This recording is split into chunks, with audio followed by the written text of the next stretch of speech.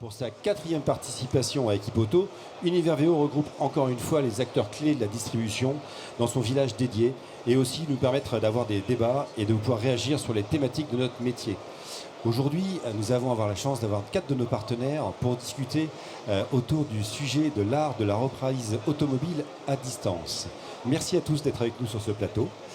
Je vais commencer par Léa Chevry, cofondatrice de Check. Donc Léa Chevry, cofondatrice de Check. Check, c'est de l'analyse d'images au service des professionnels de l'automobile, actuellement pour sourcer plus de véhicules d'occasion. Merci Léa. David Rérold de VPN Auto. Bonjour, donc VPN Auto, deux métiers de grossiste pour les distributeurs divers et variés et un métier de franchiseur avec le réseau VPN Auto. Et par rapport à la thématique d'aujourd'hui, on fait du rachat express depuis 2013. Très bien, merci. Pierre Guignot, Apro Automobile. Bonjour, donc Pierre Guignot, société Apro Automobile. Nous sommes fournisseurs en véhicules d'occasion à destination des professionnels de l'automobile. Et on fait du rachat cash depuis 2012. Et toc, j'ai gagné un an. Vas-y. Et Thierry Comoissou qui en fait depuis 2011. Bonjour, je ne vais pas battre de record. Donc VP Auto, on vend des voitures aux enchères à professionnels et à particuliers par le biais de vente publique. Et depuis 2014, on accompagne les professionnels sur les solutions qui leur permettent de traiter leurs reprises. Et depuis maintenant un an, on fournit des solutions pour de la reprise à distance pour les particuliers. Parfait, merci à tous. Alors maintenant qu'on a chacun sorti les dates les plus importantes de vos vies apparemment, la question en fait, aujourd'hui effectivement, un des points importants, c'est sur la partie de notre métier, c'est cette partie de sourcing. Cette partie de sourcing, la reprise effectivement est une donne très importante. Et donc la reprise automobile à distance fait partie des sujets très conséquents pour arriver à se développer ou pas. Finalement, l'art de la reprise automobile à distance, pour ou contre, est-ce que c'est hyper stratégique ? Elle est bonne. La question, c'est à distance en fait. Et oui. Alors, bien sûr, puisqu'on travaille l'inspection de reprise de véhicules à distance et en concession. Et ce qu'on observe, c'est que certains acteurs sont pour la reprise, comme tous les partenaires à côté de moi, à distance, et d'autres préfèrent la reprise en figital, avoir des solutions qui permettent d'avoir aussi bien un parcours à distance qu'un parcours en concession. D'accord. Donc plutôt pour. Alors moi je suis pour et contre. Je suis pour dans la mesure où on a un consommateur qui se trouve loin d'un point de vente physique. Évidemment, il faut s'adapter. Donc là, je pense qu'on doit être capable de faire de la reprise à distance et aussi de la vente à distance. Et évidemment, dans la mesure où on a un point physique, le figital est tout à fait adapté. Donc je ne crois pas qu'il y ait de pour ou de contre. Je pense simplement qu'on a des consommateurs et qu'il faut qu'on s'en occupe le mieux possible. C'est effectivement, c'était histoire de challenger le début, mais l'idée c'est de dire plutôt effectivement quels sont les différents canaux et comment on s'y adapte bien sûr. Pierre et Thierry. Alors, bon, pour ou contre, on va dire majoritairement pour, dans le sens où aujourd'hui le rachat aux particuliers me semble être un sourcing très intéressant à aller chercher, puisque dans la pénurie de VO qu'on traverse actuellement, c'est une source plutôt intéressante.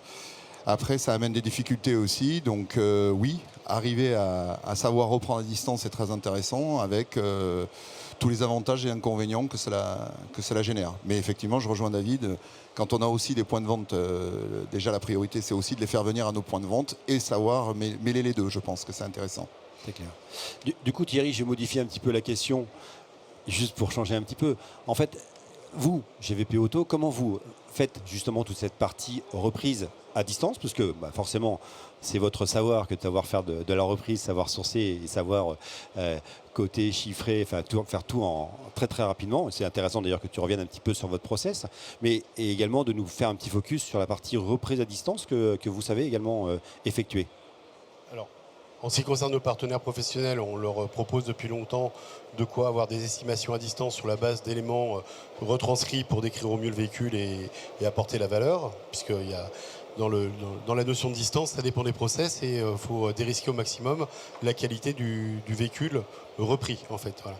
Et en ce qui concerne nos solutions, vendre son auto qu'on destine davantage aux particuliers, là on s'appuie sur des outils. Donc, pour la réponse à la question, c'est mais il faut avoir les bons outils, les bons process pour dérisquer et récupérer le véhicule et finalement l'apporter à un point de vente physique qui, lui, terminera le travail pour remettre le véhicule en vente. Voilà, donc la réponse est pour peu qu'on ait des bons process. Nous, on s'appuie principalement sur des solutions de notre partenaire actionnaire du groupe CAT par rapport à la logistique et les centres CAT qui sont en région et avec parfois des solutions de jockeyage également qui permettent de traiter plus en amont ces éléments-là. D'accord, oui, donc effectivement vous avez forcément intégré l'ensemble des flux logistiques également, bien sûr. Donc du coup, pour arriver à ce que ça se déroule bien, que ça se fasse bien et qu'on évite le maximum de risques, quels sont les outils, les savoir-faire, les technos sur lesquels, voilà, le process sur lequel vous vous basez et ce que vous apportez à nos clients? Alors, juste avant peut-être de répondre à cette question, rebondir sur ce que disait Pierre, le contexte global. Il y a une pénurie de VO, c'est certain. La reprise à distance, on l'a effectuée pas mal auprès du professionnel. C'est que récemment, ça s'est ouvert auprès du particulier. Et la conjoncture oblige à aller chercher auprès du particulier plus de VO. Et donc, c'est là de voir quels outils on met en place pour aller chercher auprès du particulier plus de VO. Est-ce qu'eux, ils sont en capacité ou non de le faire? Et c'est là où je trouve ça intéressant d'avoir les stats de Google qui, par exemple, partagent que la recherche Selling My Car a augmenté de 24%. C'est-à-dire que le particulier a déjà en tête de vendre sa voiture en ligne. Donc, on est dans la tendance actuellement acceptée par le particulier. On a googlisé 24% de plus le côté Selling My Car, que ce qui se faisait auparavant il y a quelques années, il y a 2 ans en arrière, c'est ça? Exactement. Donc le particulier est ouvert et ça tombe à un bon momentum aussi pour nous, professionnels, d'apporter des outils pour qu'ils puissent, eux, réaliser le parcours. Donc là, on va vite œuvrer vers on va passer du B2B au C2B, au C2B2C, au C2C. On va partir sur toutes ces choses-là. On va avoir le temps. Excuse-moi David, je crois que tu voulais... Non, mais en fait, si on part du parcours digital, pas mal de acteurs et marchands VO sur leur site internet B2C commencent. Alors nous, c'est acheter, vendre, d'autres, c'est d'autres termes, mais je dirais que ça fait quand même un petit moment qu'on dit aux consommateurs, on vous vend des voitures, on vous rachète des voitures. C'est vrai que là, il y a un moment un peu particulier où ça s'affole un petit peu, mais ça fait partie de notre métier quand même depuis longtemps. La reprise physique en concession, c'est pas nouveau. C'est simplement qu'on clame haut et fort et qu'on se structure pour le faire. Et tout l'enjeu des technologies, pour répondre à ta question, je pense que le processus, tous les professionnels ont la volonté d'aller vers le particulier, aussi bien que le professionnel. Et là, c'est vraiment quels outils, quel processus, quel accompagnement on peut avoir auprès du particulier pour que lui-même soit à l'aise et peut-être aussi qu'il ait une estimation fiable malgré la distance. Ce que je comprends de l'approche de Léa et de Tchèque, c'est vraiment de dire aujourd'hui, pour arriver à avoir l'avantage de la reprise automobile distance, c'est vraiment d'arriver à amener encore plus les clients particuliers jusqu'à nos business en leur simplifiant complètement l'approche. Donc il faut effectivement les rassurer, il faut simplifier. Enfin, concrètement, c'est quoi? On leur envoie quelque chose sur leur smartphone. Qu'est-ce qu'on met comme outil à disposition? Comment on doit fonctionner? Je crois quand même qu'à la base, il faut, avant de parler de l'outil, il y a le parcours client. Oui. Le client, à un moment donné, il tombe sur un site internet, c'est le site internet où il est marqué « Je peux vous reprendre votre voiture ». Il a besoin d'être déjà rassuré. À qui il va confier l'éventuel rachat de sa voiture? Qui l'a en face de lui? Est-ce que c'est sérieux? Enfin, il y a des questions très opérationnelles que le client nous pose. Est-ce que... sous combien de temps je vais être réglé, quel est le processus, comment je m'assure d'un certain nombre de points. Donc avant de parler de l'outil et de s'assurer de la valeur exacte, qui est finalement la fin du process, mais le nerf de la guerre, effectivement, à un moment donné, il a besoin de savoir où il est, à qui il parle et comment ça fonctionne. Donc process digital ou pas process digital, je crois que la base de la base au départ, c'est de rassurer le consommateur sur notre capacité à savoir faire. Et à savoir faire, je dirais, de manière aussi transparente que possible. C'est pour ça que tu insistais au début en disant on le fait nous depuis 2012, puisque finalement, quels que soient les outils qui vont permettre d'améliorer, de fluidifier le process, c'est que globalement, ce que tu apportes là, c'est de l'assurance client, de la confiance par rapport à ta maîtrise du process. Je pense que l'enseigne, quelle qu'elle soit, apporte ça. Mais après, si l'enseigne ne fait pas le travail comme il faut derrière, malheureusement, ça frappe shit. Donc c'est aussi pour ça qu'on a des groupes de distribution ou des marques automobiles qui viennent un peu sur le tard, mais ils s'appuient forcément sur cette notion de confiance, et c'est bien logique. Pierre, je suppose que tu es 100% aligné avec ce que vient de dire David. Oui, tout à fait. Mais effectivement, pour ajouter à cette réflexion, c'est-à-dire qu'au départ, et depuis assez longtemps, je pense, on rigolait sur les dates, lui non, mais moi oui, on reprend des véhicules depuis longtemps, ça fait partie de notre métier. Mais ça voulait dire quoi? Ça veut dire qu'on a des sites qui sont capables d'estimer un prix d'un véhicule à distance, et on demande de manière générale aux particuliers ensuite de venir dans notre lieu pour faire la reprise du véhicule. À partir de ce moment-là, on lui fait une expertise et on affine le prix définitif. Donc il y a bien sûr tout le parcours pour arriver à le faire venir. Et là, c'est ce qu'expliquait David. Mais dans les enjeux actuellement, si on veut étendre ce volume, eh bien, on est obligé d'aller chasser beaucoup plus loin. Et là, la venue du particulier sur le site n'est plus possible. Donc c'est trouver les moyens de rassurer le consommateur et de pouvoir lui racheter le véhicule, de rendre le achat possible. Parce que sinon, si on lui dit de faire 70 ou 80 km, voire même beaucoup plus, c'est pas possible. Donc c'est ce que nous essayons de mettre en place, et c'est aussi avec des outils, j'imagine comme ceux de Check, comme ceux qu'on développe nous aussi en interne, ou peut-être même on pourra voir s'il y a des synergies avec ceux de Check également. Mais c'est vers cette vision-là que l'on va étendre la zone de chalandise, on va dire. Même logique chez VP Auto. En fait, ça a toujours existé, la reprise à distance. Ce qui change, c'est déjà l'emphase des professionnels sur la captation du rachat cash, en fait, qui a été initié, on va dire, par des sociétés qui étaient spécialisées et qui, par extension, avec la raréfaction du matériel, a fait qu'il y a une grosse emphase là-dessus. Maintenant, les outils doivent faciliter. Petit 1, le descriptif du véhicule. Petit 2, c'est toute la partie logistique, puisque quand on est dans des logiques de parcours digital, on traite des cas qui sont à distance. Et là, il faut avoir des solutions de logistique, des solutions qui facilitent le parcours digital ou l'intervention sur le véhicule. À un moment donné, il faut bien déposer le véhicule quelque part et ça ne rentre pas dans une boîte aux lettres. Très clair. Mais non, là où je rejoins David, c'est que le particulier, il recherche un parcours simple, là où il est en confiance, et surtout qu'il peut lui-même choisir. C'est-à-dire il veut pouvoir être présent à chaque étape et choisir chaque étape de son parcours. Et c'est là où je pense qu'on se rejoint dans la confiance. Ouais. Donc il va falloir lui proposer plusieurs possibilités, plusieurs canaux. Donc effectivement, David replacé en disant on rassure, et effectivement on amène de la confiance. Et puis ensuite on va s'adapter au particulier, parce qu'il va savoir celui qui a plutôt dans une tranche d'âge où il va avoir juste envie de se débarrasser de sa voiture. La autre personne un peu plus âgée, peut-être, qui va être plus attachée à sa voiture, qui va avoir envie de compléter l'inspection ou l'analyse, le chiffrage en venant directement à domicile. Donc en fait, il vous faut des outils qui soient capables de pouvoir faire un peu l'ensemble remplir l'ensemble de ces fonctions. Oui, je crois que ça reste du commerce. Donc on a un lead, si le lead est à 2 km de chez nous, on va avoir une tendance naturelle à lui dire passer. Et puis s'il est, comme dit Pierre, à 60 km et que ça représente un effort pour le consommateur, là il faut l'accompagner.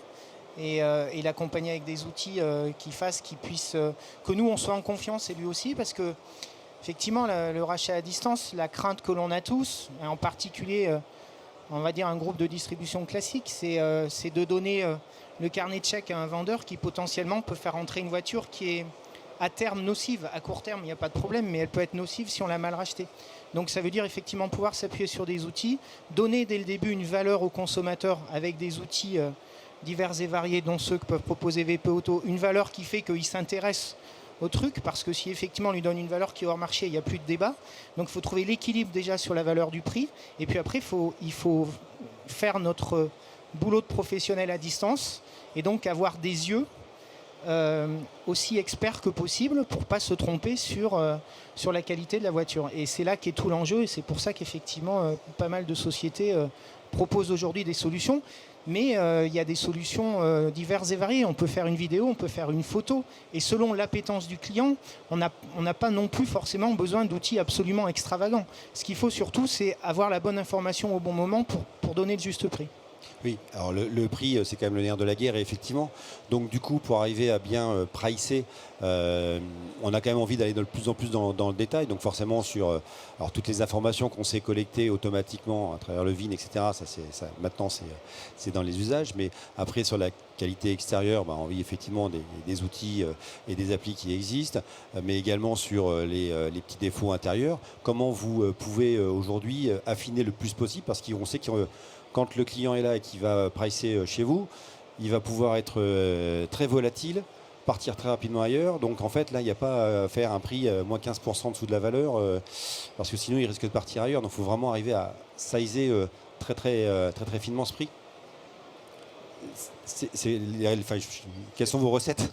Il y a quand même quelque chose d'assez général, c'est que quand on travaille à distance, il y a une relation, dès lors que la confiance est en place, le particulier dont il est question n'a pas intérêt à mentir de manière éhontée sur la qualité de son produit, parce qu'à un moment donné, ça va se voir et tout le monde aura perdu du temps. Donc en fait, c'est sauf processus d'arnaque et quelqu'un qui essaye de rentrer dans cette logique-là, mais quand on est avec quelqu'un de normal, avec un commerçant normal, les outils vont faciliter, ça va fluidifier la relation en fait. Mais dès lors qu'il y a la confiance en amont, et je pense que David, c'est important de communiquer sur la qualité de sa société, sur rassurer le client sur le fait qu'il va bien être payé, que ça va bien se passer. En fait, donc ça c'est rassurant. Le métier du particulier, c'est de rassurer le professionnel sur la qualité du véhicule, transparence sur les factures d'entretien, toutes ces choses-là qui participent à la qualité de son produit également. Il est vendeur de son côté, lui. Puis on a effectivement une tendance, nous pros, on est dedans, on a toujours une tendance à parler de prix, de juste prix, de bonne expertise, et c'est bien normal, on est payé pour ça, c'est notre métier, j'ai presque envie de dire que c'est le minimum qu'on puisse faire. En revanche, le consommateur qui veut nous laisser une voiture, il va se laisser emmener dans aussi un phénomène de réassurance. Les avis clients sur le rachat, c'est important parce qu'il va dire ils ont fait ce qu'ils m'ont dit, ils m'ont payé à temps, voilà. Et donc il y a tous ces détails de la chaîne qui font que ça n'est pas qu'une histoire de prix. Par contre, quand on donne le carnet de chèques encore une fois à un collaborateur, il faut qu'on s'assure que le b.a.-ba du métier, mais comme c'est en physique en fait, c'est juste qu'il faut qu'on ait des yeux différents, il faut que ces yeux soient le plus professionnel possible, mais finalement c'est très proche de la reprise sur un point de vente.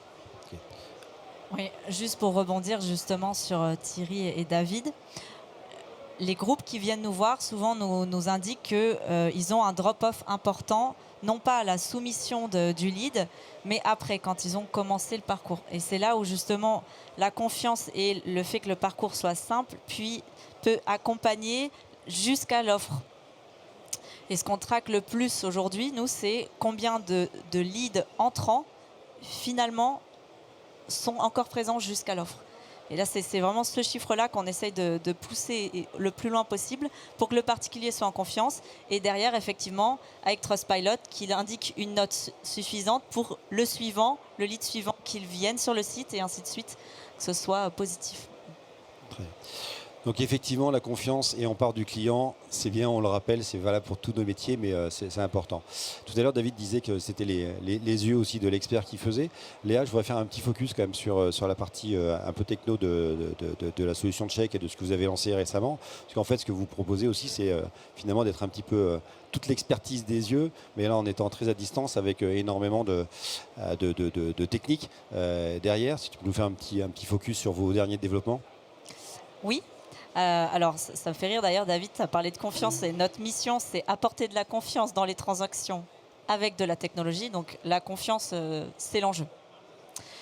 On a été approché pour envoyer un SMS au particulier et qu'il lui-même puisse réaliser l'ensemble de son parcours.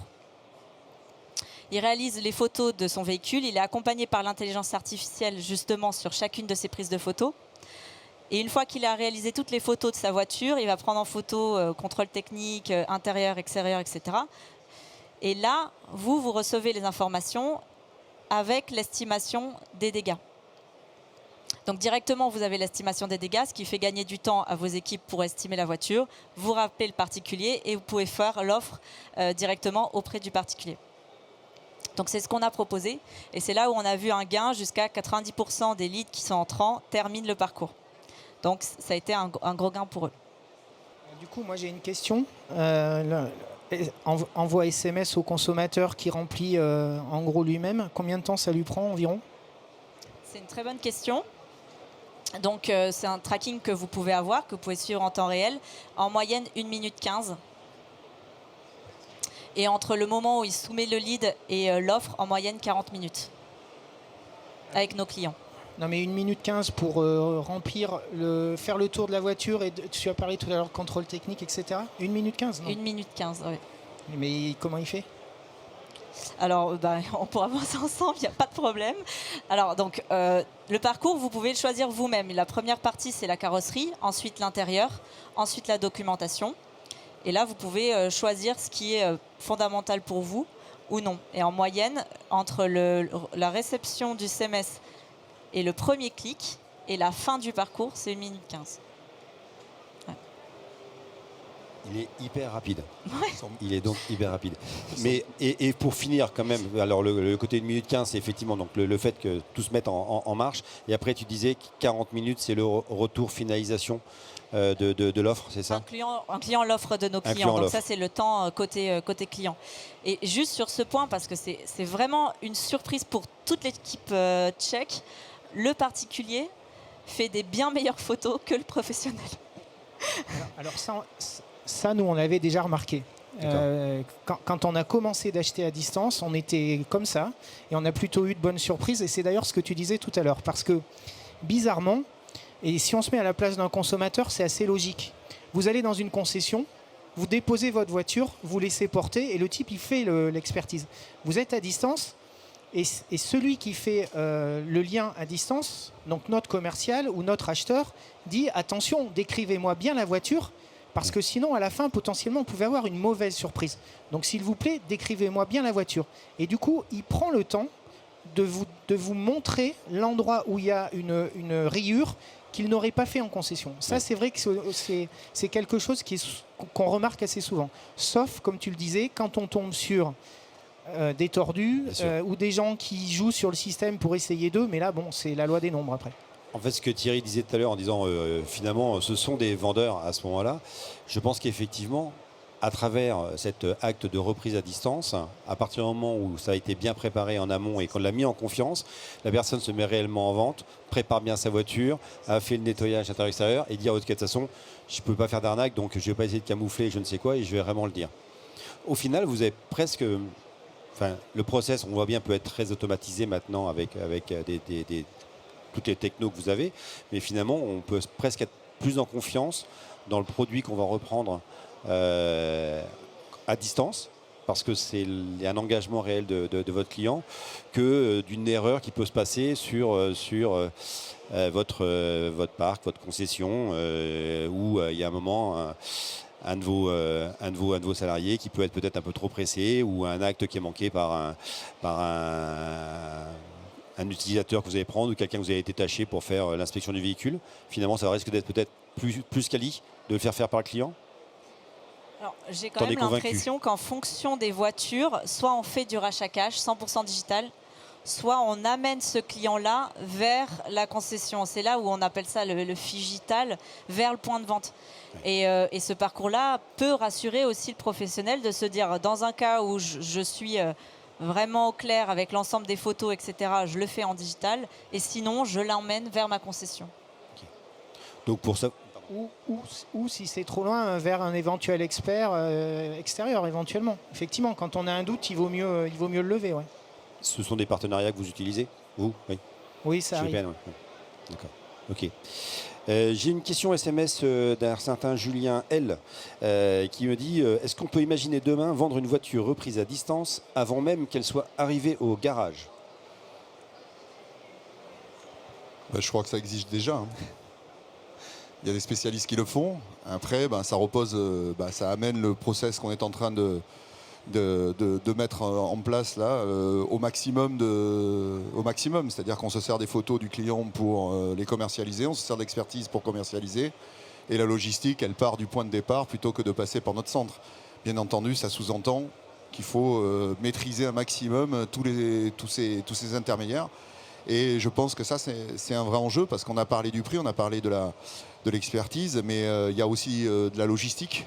Qu'est-ce qu'on fait de la voiture? Le particulier ne va pas la garder éternellement chez lui. Comment on va la chercher? Combien ça coûte d'aller la chercher? Donc effectivement, moi je crois pratiquement plus à ce système-là pour limiter les coûts de logistique. Donc ça complexifie un peu le système. Alors, en B2B ou en C2B, nos problèmes. En C2B, B2C, il peut quand même y avoir des soucis de s'assurer qu'on a bien fait les points de contrôle, la révision a été bien faite, etc. etc. Et il ne faut pas trop qu'on joue quand même parce qu'on est des professionnels. Il y a des réglementations en Europe. Ça veut dire que si on prend le risque de prendre une voiture et de la livrer directement à un client B2C sans avoir fait les contrôles ou en l'ayant confié à quelqu'un de l'extérieur, s'il y a pépin quelques mois après, ça va être un peu compliqué. Donc il est vraisemblable qu'en utilisant des outils et des moyens différents, on y arrivera. Mais je crois que pour le coup, sur ce sujet-là, il ne faut pas confondre vitesse et précipitation. En revanche, en B2B, et je crois que voilà, VP Auto sait très bien faire ça, il n'y a pas de sujet. Au contraire, d'abord, si on réfléchit bien, c'est économique, c'est écologique et c'est que du bon sens. Donc évidemment qu'il faut le faire. Encore une fois, en B2C, doucement, quoi. Je parlais essentiellement du B2B, parce qu'effectivement, oui. B2C, là, moi, je n'en fais pas. Je fais que du B2B. C'est pour ça qu'indirectement, j'ai parlé de moi. Mais, enfin, de notre société. Mais effectivement, B2C, ça paraît quand même un peu plus compliqué.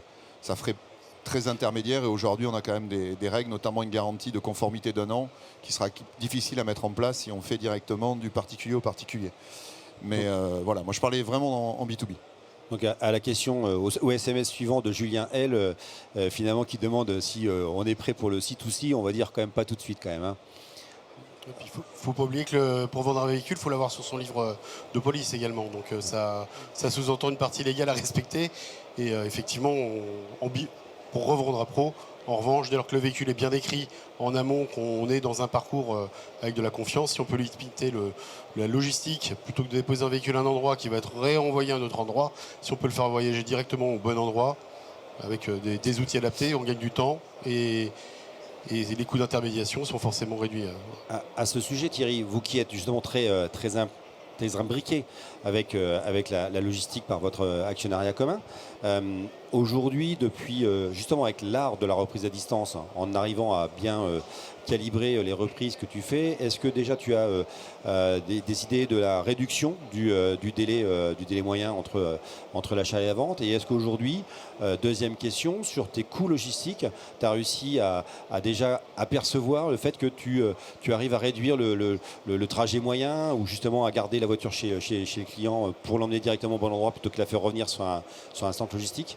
Alors, pour revendre à professionnel, bien sûr, on a la possibilité de vendre des véhicules toujours sans les déplacer, même si la logique que l'on veut mettre en place, c'est les emmener via l'outil qu'on sortira en début d'année prochaine, Marketplace. Il faudra que le véhicule, s'agissant de reprise de concession, destiné à professionnels, on saura effectivement les mettre en ligne, bien décrites en amont par les outils qu'on met à disposition. Et le but de les transporter directement de celui qui donne le mandat à VP Auto directement chez l'acheteur final. Voilà. Et l'idée, c'est d'éviter l'étape de passer par un centre logistique où on va faire un travail d'enrichissement, enfin de nettoyage, etc. pour au final peut-être renvoyer le véhicule de là où il vient, quoi, en fait, en grossissant le trait. Voilà. Donc on est au cœur de ces enjeux. Ok. Vous ne savez pas encore les monitorer par contre, pour avoir une idée précise de ce que vous gagnez aujourd'hui en termes de nombre de jours ou, Par contre, pour le compte de clients professionnels qui eux font de la reprise à distance, on leur met à disposition des outils qui sont nos propres outils et parfois des partenaires qui leur permettent d'aller chercher le véhicule chez le client particulier, de le vérifier sur place ou alors de le déposer directement sur un parc 4 où ils savent très bien vérifier un déclaratif et rentrer le véhicule dans un flux dans le but de le revendre aux enchères. Ouais, tout ça est très connecté. Mais on ne le monitore pas encore suffisamment pour parler de gains. L'idée, c'est le lead time, ça reste un enjeu hyper important. Là, on est dans des logiques à moins de 20 jours déjà, mais tout ce qu'on va proposer en début d'année prochaine et tout au long de l'année va participer à la réduction encore de ce lead time. Pour faire juste un dernier petit focus, et puis après s'ouvrir à d'autres questions si vous le souhaitez, sur la partie reprise, je suis vraiment sur cette partie pure inspection des véhicules, sur la partie notamment méca. Quelles sont les bonnes façons pour aujourd'hui arriver à complètement se sécuriser et arriver à continuer de fluidifier, mais tout en se sécurisant et en ne se prenant pas une grosse gamelle sur une problématique côté méca?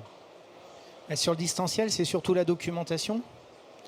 C'est le nerf de la guerre. Là, je suis en train d'acheter une moto à distance, donc c'est drôle, à Marseille. Une Royal Enfield. Et en fait, j'ai posé une question basique. La moto est de quand? La dernière révision a lieu quand? Je demande les justifs. Donc en fait, c'est déjà la documentation. Pour moi, la priorité, c'est de savoir quel est c'est de déterminer bien quel est le produit.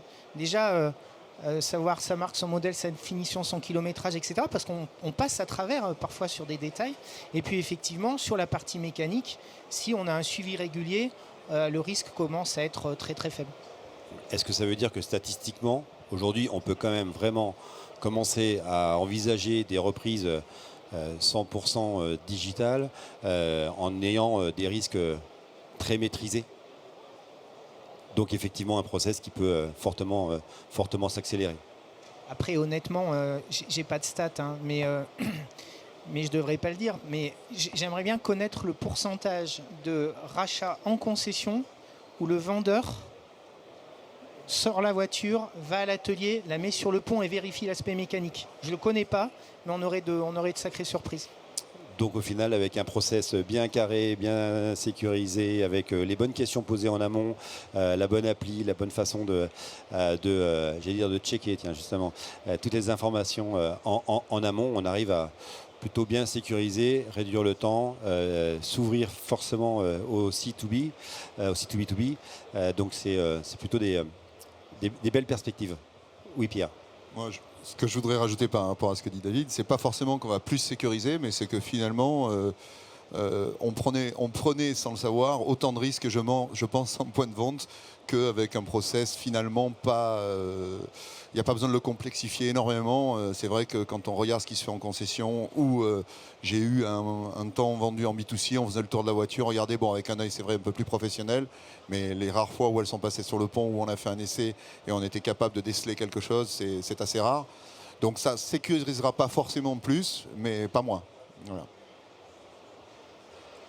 Oui, Léa. On a commencé check, le parcours avait uniquement des photos de l'extérieur et très rapidement on nous a demandé justement la documentation, le contrôle technique, etc. C'était vraiment partie prenante et maintenant on a tout autant de documentation que de photos de la carrosserie. Donc ça prouve l'intérêt. En 1 minute 15. Pardon ? En 1 minute 15. Vérifier. Trustpilot. Oui, Pierre. Ouais, juste un point à rajouter, et la documentation, ça est hyper importante parce que je crois que le plus gros risque que l'on prend, c'est vraiment l'arnaque. C'est le moteur que l'on sait qui est déjà cassé, c'est la voiture qui est volée. Nous, on a déjà eu même des choses auxquelles on ne pouvait même pas penser, des changements de carte grise à travers la NTS, le compte de quelqu'un. Donc on a toute la carte grise qui est en vrai, et puis un jour on voit arriver le vrai propriétaire.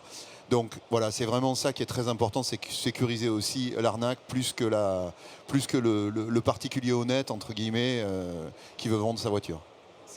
C'est vrai qu'on peut considérer qu'il peut y avoir des écarts mineurs, mais qui ne sont pas graves en fait. Alors qu'effectivement, quand c'est voulu, là c'est plus dur, c'est plus long. Enfin voilà. Donc, et là on les aura aussi bien à distance que sur le point de vente. Mais c'est vrai qu'à distance, ça peut être plus facile pour celui qui veut essayer de nous arnaquer entre guillemets. Raison de plus c'est aussi pour ça qu'on a besoin de la documentation. C'est que ça permet quand même d'avoir un 360 et quand on le sent pas, de dire non. Soit vous l'emmenez chez un de nos partenaires, soit vous venez chez moi, mais je ne peux pas prendre le risque. Et là, du coup, le consommateur le comprend et quand c'est foireux, bizarrement, il ne rappelle pas. Assez traditionnel. Parfait, merci beaucoup. Merci Xavier. Merci à vous. Moi, ce que je Merci. retiens de ce qu'on vient de se dire, c'est que finalement, vous avez tous des outils et il y a effectivement plein de choses qui évoluent. Ça évolue effectivement fortement. En revanche, et c'était bien de leur préciser, au final, aujourd'hui avec la reprise automobile à distance, pas de risque particulier, majeur, additionnel par rapport à la façon dont on le faisait avant. On a des beaux outils pour pouvoir le faire.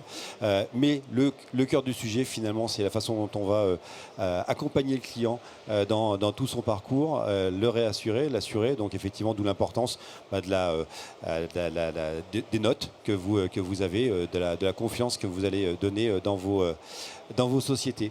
Donc ça tombe bien, on est justement au sein du salon pour cela. Donc écoutez, moi je vous propose de pouvoir continuer tous ces entretiens en direct avec nos partenaires directement sur leur salon, si vous voulez en savoir encore plus sur tout ce qui est l'art de la reprise à distance. Merci à vous. Merci Xavier. Merci Xavier. Merci. Merci.